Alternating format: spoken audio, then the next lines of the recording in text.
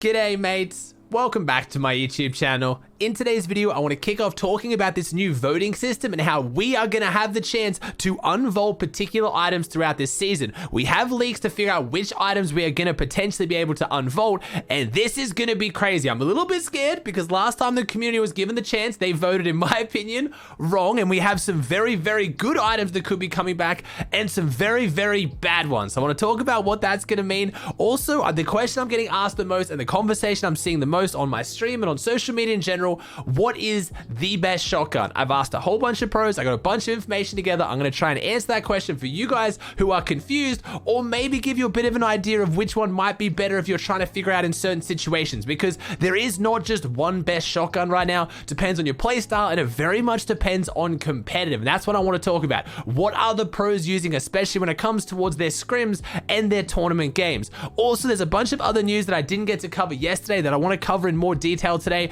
We have this new reinforced wall trap, which is looking absolutely ridiculous. Really scared to see what this is actually gonna do. We also have the upcoming spicy splashes, which just looks like a fantastic item, and I'm pretty excited for it. So let's jump straight into it.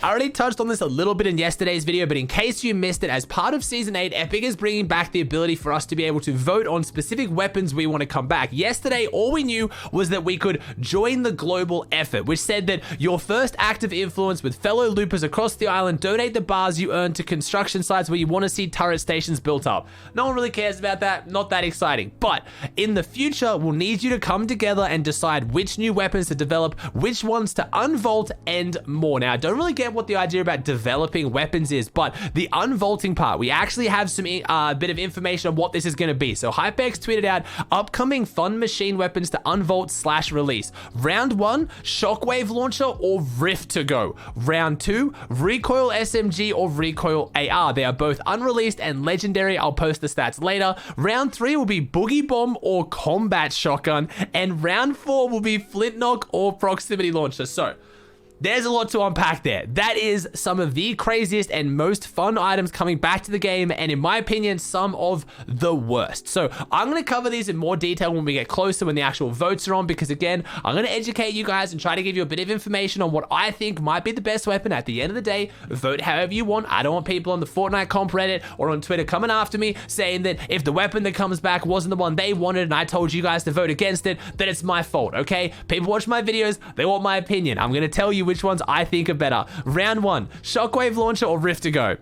I don't really like either of these options. I don't think either of them are great, but if I had to pick one, rift to go. Do you really want the caddy launcher coming back? Because that is what a shockwave launcher is. The caddy launcher was so painful when one person had it. If they come back in the way that I think they will, where you can go and buy them, or they're like an exotic and multiple people could have them, it is going to be an absolute joke. I think more people having them than one is technically more balanced for competitive, because not just one person has this ability to shockwave up to height, shockwave everyone out, and just win the entire game. At least they're going to be contested by the other people using it, but it's going to be absolute chaos. It's not going to be fun to watch or play. I guarantee you are going to hate it. Surely I don't have to say this. Caddy launcher meta was one of the worst metas to watch competitively. I think almost everyone disliked it. So rift to go. I don't like the rift to go because I think it does take a lot of skill out of the game. You just, you fly, and there you go. You're in zone. You win. But at the same time, with how good people's aim is these days, the fact that it's recyclable, if you use a rift to go, someone else can run and take it, which I always like. So if you get to endgame without some mobility and you're smart, you identify who you think has it, you can go and take it. That's pretty cool. So for me, I'm gonna vote the rift to go, just because again, it's not my favorite item. There's other items I would have preferred to come back, but when it's compared to the shockwave launcher, I absolutely love it. Now, round 2, recoil SMG or recoil AR. I don't know yet because we haven't really seen the stats for them. I don't really want any more SMGs in the game, so if I had to pick one based off this, I'm just gonna go with the AR, just because it's not an SMG. I'm not a huge SMG fan. It leads to spray and pray. Round 3, the boogie bomb or combat shotgun. Now again, two very rough choices, especially for competitive. First off, I should probably say this now as well. I don't know whether any of these are going to go into competitive. They might just be for pubs, and that's going to change my opinion a little bit. At that point, go crazy, vote for whatever's the most fun. I'm just talking purely from a competitive standpoint. Knowing Epic, they'll probably put it in comp, but boogie bomb or combat shotgun. Now, a lot of people have a fond memory of the combat shotgun. I hate it. It is my most hated shotgun in the game. There is one very, very specific reason. It is way too strong. They brought it back recently, a few seasons ago, and it was terrible, but then again, it was pointless. No one ran it. You literally did not pick it up. I would rather run an SMG or an AR over it. But when they brought it back the way it was when it was strong, absolutely disgusting. During World Cup, if someone found a combat shotgun on spawn and you did not find one, you were almost guaranteed to not beat them. If you somehow beat them, they are terrible. Not you are a god, they are terrible. This gun was broken. I've said this a few times on stream. I would rather find a blue combat shotgun on spawn in its prime than finding a gold spaz now. It hits for like 120 at over 50 meters with almost no bullet spread on it. If you hit your shots, you hit them. It shoots incredibly fast. It reloads 2 bullets at a time. It has 10 in the clip. You can use it to take walls. It is just, it's way too strong. It is way too strong. And if they bring it back in the way that it was nerfed, it's way too weak and it's going to clog up the loot pool. So either way, I don't want the combat shotgun. The boogie bomb coming back. Now that's a questionable one because the boogie bomb, it's cheesy. Do you guys remember when the boogie bomb came out a few seasons ago? Boogie bomb someone, run up, full box them, just ADS on their head and just wait, and you just knew they were going to get blown away by that spaz. One pumped, they're dead. It was super cheesy. It's not great, but hey, for me, it's better than the combat shotgun. And at least it's a bit of fun. I think the boogie bomb does add a fun element. I wanted a bit of craziness in the season. Watching someone boogie bomb into someone's tarp endgame, jump in, and all 3 of them pumps out could be kind of funny to watch. I'm not going to lie. That could be very, very entertaining. So out of the round 3, I'm going with the boogie bomb. Round 4, flint knock or proximity launcher. This isn't a vote. If you vote for the proximity launcher over the flint knock, I don't know what to tell you. I've lost all faith in you as not only a player, but as a person. Nah, it's a bit harsh, but come on, you gotta understand. The flint knock is one of the most fun items in the game ever. Everyone loves it. I think maybe nerf the headshot damage on it a little bit, or maybe nerf just the hitbox on it, because man, like say like I'm a character in the game, you could shoot like here and it would hit for 180 headshots. It was a little bit broken, don't get me wrong, but if they reduce that damage down so it's just got that mobility factor and it can hit a bit of a big shot if you need it to, I think that would be a fantastic addition to the game. Would be really, really fun and very, very healthy. If you found it on spawn, it still does a lot of damage if you needed to 1v1 someone, if you got out of a chest. I think that's a great item. Proximity launcher is just weird. It's very, very irritating. It's a bit random. You just shoot it up towards high ground, it blows up on them. You shoot it into tarps, it blows up on them. It's a weird item. I'm not a fan of explosives in general. I don't like grenades. I don't like RPGs just because they're competitive. But when it's compared to my favorite gun of all time, I'm going flint knock. Please, that is the only one that I'll be really, really upset if it doesn't go for the flint knock, because you've just made the wrong decision. It's that simple. We haven't got extra information on exactly how this works, but currently if you do go to those little stations around the map that have the chimpanzee character at them, you donate gold and you can then, you know, contribute to where the turrets are being built. I'm gonna guess it's gonna be the same thing with voting on the weapons, which is kind of interesting because it's not just like, I was saying like, oh yeah, we love democracy, letting the players pick. It's not really a democracy though. It's actually quite funny that this is more gonna cater towards the elite. Like if you're like, you know, a content creator, you're someone who plays all the time, you're farming up tens of thousands of gold, you get to go vote a lot of times. Unless they put a cap on this and it's just whoever spends more gold, it's not just like a, you just cast your vote like we did in that previous event where you walked up and, you know, you smacked the pillar of the one you wanted. You had to sit there and you watched your favorite item not get unvaulted, the bounce pad, and you had kids beating the crap out of a drum gun. Like, it's not going to be anything like that. At least it's going to be an actual like gold betting system. But again, I kind of find it interesting that that would kind of, yeah, lend towards some people getting way more says than the casuals. You know, like the casuals farm more gold than the competitive players. So I think casuals going to get the ultimate say, but it's going to be like the casuals that play a lot. That's the person that's going to really have the final say in what item goes into the game. But maybe there's a cap on it. Maybe you can only vote once and maybe you can only use a certain amount of gold. I don't know, but we don't have any extra information on exactly how the voting works just yet. Trust me, when that comes around, you know I'm going to be making a video on it. While we're on the topic of new items and unvaulted items, we have to talk about this upcoming armored wall trap, because this thing has me really, really concerned. Okay, so HypeX tweeted out more info about the upcoming armored wall trap. Health, 2,500. Max stack, 20. Equip time, 1.5 seconds. Can be placed on enemy builds. You can apply it on any build type. Doesn't take an inventory slot as of now and will be found as a stack of 5 in floor loot and supply drops. Now, I have to hope this is an LTM.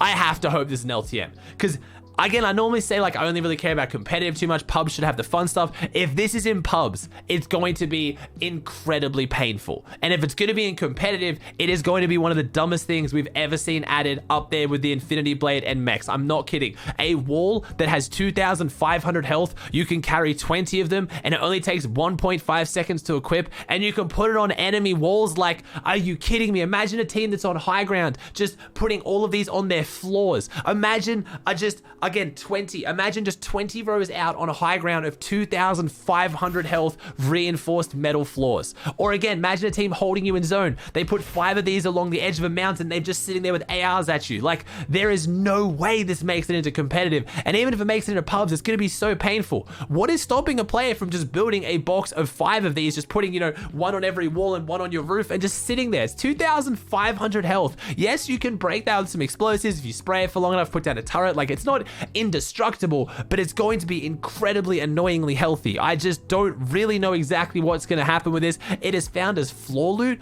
Again, I normally say I only care about competitive, but if you're a pub player, if you're a casual player, you better hope this is an LTM, because I guarantee it's going to be one of the most frustrating things in the game. It might add a little bit of an element of fun, and you might enjoy it occasionally for a bit of a laugh, but I guarantee there's going to be a lot of situations where you come up against someone camping with these, and it's going to be one of the most painful things you've ever versed. The last item I want to talk about that I think is going to be really good is actually the spicy splashes. Hypex gave us the stats today. They heal for 20 health, no shields. They give health as well, so this could be used for a bit of a heal off, which I don't really like more items for heal off, but I'm staying positive. I'm excited for the main function of this item. It gives you a speed multiplier of times 1.4 and has a duration of 1 minute. And if you don't really understand from looking at it or what it's being kind of, you know, marketed as, it's chug splashes but peppers. So they give you health, but they give you a speed boost. So you can now carry them and you could throw one down and your whole trio gets a speed boost. I think this is really, really awesome, and I'm very excited for it. When you see a full trio of peppered up players, yeah, they can take height better, they can tart better. It's strong, don't get me wrong, but it's not completely broken, and it's a bit of fun, and it's an item that is catered towards a team game mode. We're in a trio FNCS. Why we are not having more items catered towards teams and trios is really weird to me. Like, a lot of the mobility we were getting when we had our trio metas was all solo mobility, like shockwaves and crash pads. Like, really kind of hone in on the fact that we are in a trio FNCS. We knew we were going to have, you know, multiple seasons of trios. Let's cater towards that. So I'm excited to see how this goes. I don't think it's going to be super, super broken. Yes, teams using this and then, you know, ramping up to high ground or, you know, nining up to high ground is going to be frustrating. It's going to be a strategy, but it's definitely not going to be more frustrating than people landing on it with pads. And it's definitely better than shockwaves and crash pads, which is, you know, a lot of the alternative when it comes to mobility. Even just using these to rotate on opposite half so your team can just full sprint through is going to be really cool. And it also means that drop spots that just have peppers are going to go down in value, but I like that. I don't think 1 or 2 drop spots around the map should have access to a mobility item that no other drop spot has. I'm imagining these are going to drop out of chests, they're going to drop out of floor loot, they're going to maybe be in supply crates, and you're going to be able to get your hands on them at any drop spot, so anyone has the possibility to play with them. So bravo to Epic. I'm really looking forward to this as an item. Same as the inflatable last season, Epic's coming out with some great new items that I really am happy with.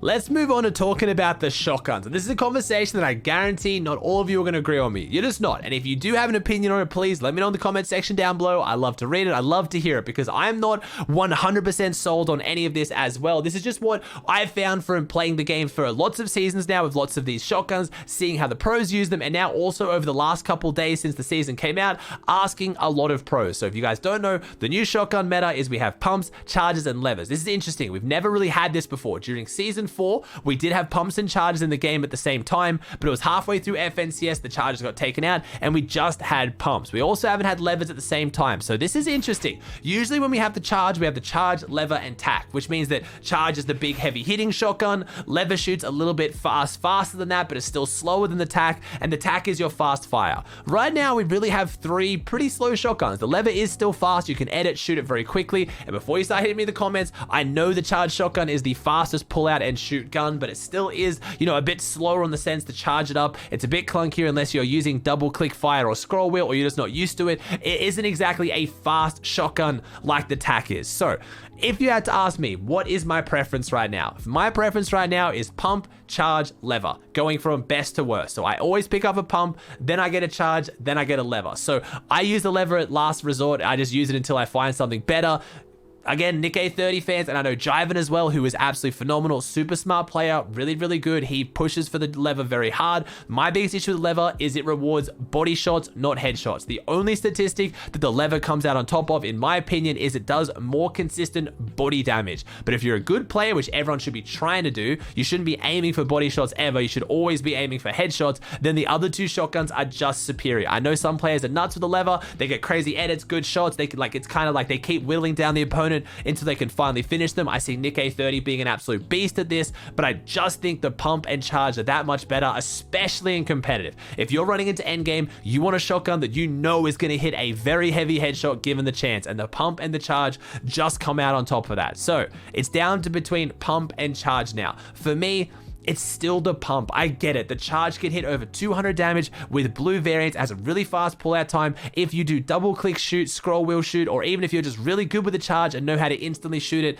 it can hit incredibly hard really consistently, but it doesn't hit as hard as the pump. It's just that simple. Without charging it, it doesn't hit as hard. So yes, you have the ability to charge the charged shotgun, but if you're versing good opponents, and again, you should be preparing to, whenever you're strategizing for what you're going to do in a game, prepare to verse good players, not bad players. Don't run the loadout that's going to help you kill the really bad player that much faster. Work on what's going to let you kill the really, really good player. And for that, it is the pump. You are very rarely going to find opportunities to get a half or even full charge shot off, unless you maybe are a demigod at piece control. Let's say you are that good at full boxing someone, getting everything around them, cones, walls, everything. You hit a nice right hand peek, jump up, boom. Yes, in that instance, the charge is going to be better. But at that point, you're still going to absolutely decimate someone with a pump as well, because you are clearly a god. I just think for almost every single player, the pump comes out on top. But at the same time, I don't feel too weak with the charge. Now, you're probably going to ask, Aussie, what about rarity? So a lot of people have asked, and again, you can see from people like Bronos, like Tweaks, like a lot of players that I respect,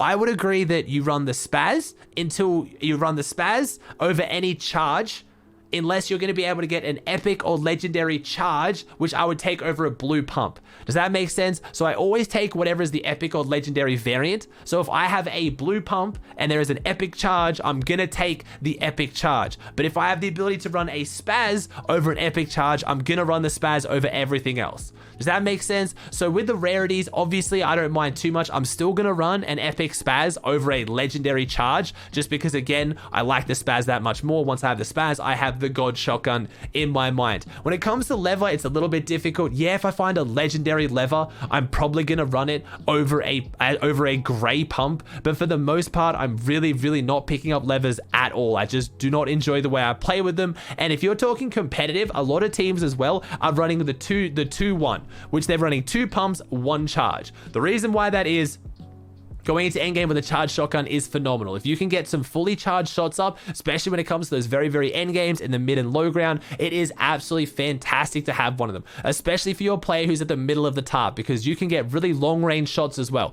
The charge hits incredibly hard at a longer range, which end game shooting down tarps or long tarps is really, really good. So having one player with that charge is great. Also, the ability to just cook it just for defensiveness. If you're hiding in a box or if you're hiding around a corner and someone hears a, they're going to be less inclined to step around that corner and play aggressive on you. It's going to make them play scared. They're going to try to avoid peeking around corners too often, and that's where the charge really comes into its own. When it comes to endgame in competitive tournaments, I could actually see myself leaning more towards the charge than the pump, because you have a lot more opportunities to full charge it up. When it comes to tarping, when it comes to players out of mats, or when it just comes to positioning, players are rotating past you a lot. But when you're in a fast-paced 1v1, 2v2, 3v3, whatever it is, in arena or more of a cash cup style gameplay, I just think the versatility and speed of the pump trumps the charge. And I know people are going to keep telling me the pullout time on the pump is the fastest, but you're still going to have issues of pulling out, shooting it, and again, stuff like that. If you have scroll wheel shoot on, I know that fixes a lot of those issues, but still, it just feels a lot clunkier, and I feel like I can get more shots off and have more movement with the pump. Again, playing around with the charge might fix that. Maybe it's just my inability to use the charge, and maybe it's just the fact that I don't have as much experience with the charge. I would like to defend all of this for the charge lovers, that when it Granted, is the charge tack lever meta. I absolutely love the charge. It's one of my favorite shotguns in the game. I actually kind of wish the charge came back and the pump went away and they brought tacks back, because I find that a really cool, versatile meta where each of them fits a different playstyle. Right now, we're talking about what's better, the pump, the charge, and everyone has their preference. But when it comes to the charge tack lever meta, it's not just preference, it's playstyle. Once you have that shotgun, you play differently. Yes, you play a little bit differently with the pump or the charge, or you should be, but it's not a huge difference. People are still usually playing very similar, and if I'm versing someone with a pump versus a charge, I'm playing very similar as well, unless they're full charging it up and playing ultra defensive. But yeah, just wanted to say that so people don't think I'm just a huge hater on the charge, because I know so many people just hate the charge straight up and will not use it. Players like, again, Joji responding to my tweet just saying the pump because it's just better. I hear a lot of people really dislike the charge. I'm not one of them, but I do genuinely think the pump comes out on top. Alright guys, that does it for another video. If you enjoyed it, please chuck a like on it. Let me know in the comment section down below your thoughts on anything I talked about today. If you haven't already, please subscribe to the channel. It would mean the world to me. Thank you so much for watching. I hope you enjoyed, and I'll see you in the next one.